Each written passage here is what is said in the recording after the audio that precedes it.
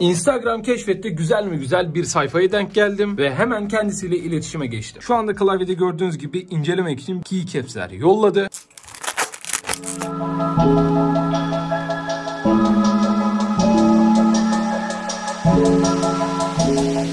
Deliklerde klavye taktığınız zaman güzel bir ambiyans ortaya çıkartıyor. Klavye aydınlatmasıyla birlikte ve Valorant figürleri bulunuyor. Darkness figürü de bulunuyor. Dünyada ve Türkiye'de neredeyse ilk defa üretildiğini söyleyebilirim. Bu tuşun da gözleri açık. Klavyeye taktığınız zaman gerçekten ambiyans olarak dehşet derecede olduğunu söyleyebilirim. Mekanik ve yarı mekanik klavyelerde kullanabiliyorsunuz. Ayrıca girişimci arkadaşımız kişiye özel oyuncu nicki, logo gibi benzeri tuş tasarımları da yapabiliyor. Bu tuşlar 35 TL'den başlayan fiyat etiketlerine sahip. Bu bir reklam videosu değil. Bunu tekrardan altını çiziyorum. Buna benzer girişimci arkadaşlarımıza hem destek vermek, gördüğüm ve ilgimi çeken ürünleri incelemek istiyorum.